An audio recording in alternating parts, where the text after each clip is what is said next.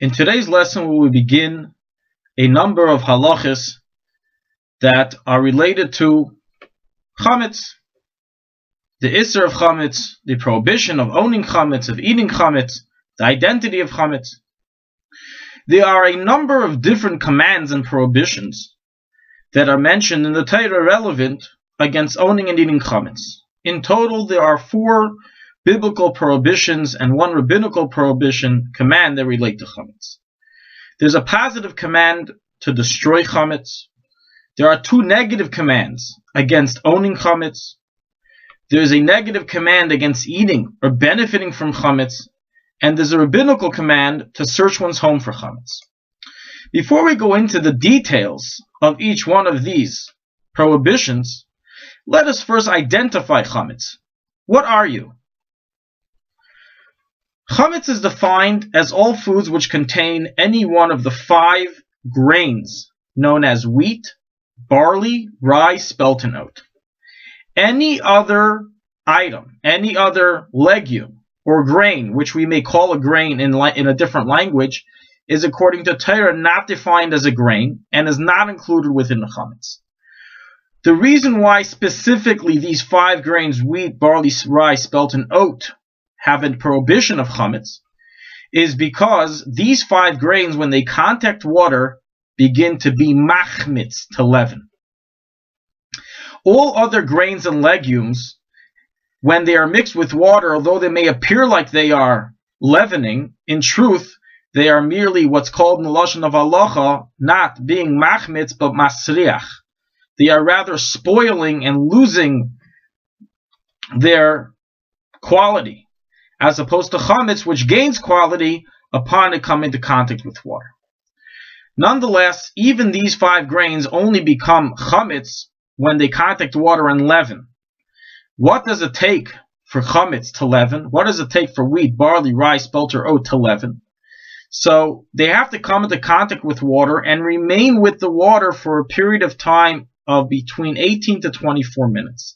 The Alter Rebbe brings a dispute that's found in Rishonim regarding if the amount of time is 18 minutes or 24 minutes, and he actually mainly leans towards the opinion of 24 minutes. And hence, even though it's a known saying that after 18 minutes something becomes Chametz, in the opinion of the Alter Rebbe, that is a chumrah that we follow on Pesach, but from the letter of the law, it takes 24 minutes that such a grain can become Chametz. Even in such a case, it only becomes Chametz if the person let it sit without moving it or kneading it for a period of the 18 to 24 minutes. If, however, a person was, for example, kneading the dough, then even if it stayed for hours while being kneaded, it is not considered Chametz, as it is not able to leaven. That's a general overview of what's defined as Chametz. Now let's go into a practical list. Things defined as Chametz include pasta.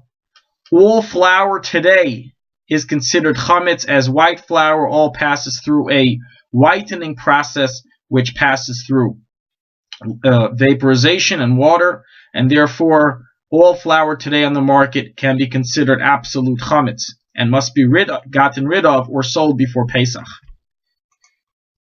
Beer, it consists Chametz inside of it. It is made from wheat. Many whiskeys, of course, consisted of grains, and therefore are Chametz.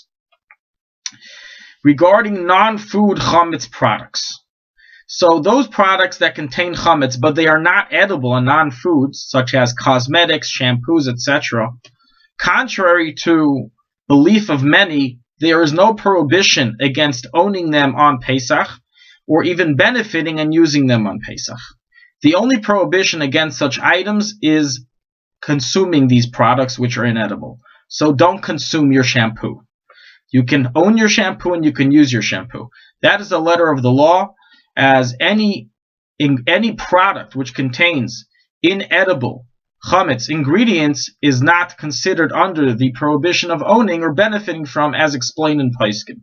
Nonetheless, there are individuals that are machmir in this, and each person should follow their personal rav.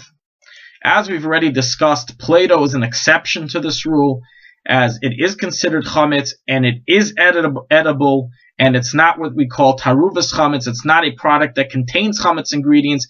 The entire ingredient is only chametz. And therefore, even though people don't serve Play-Doh for a meal, nevertheless, you do have to get rid of it before Pesach or sell it to a Gentile.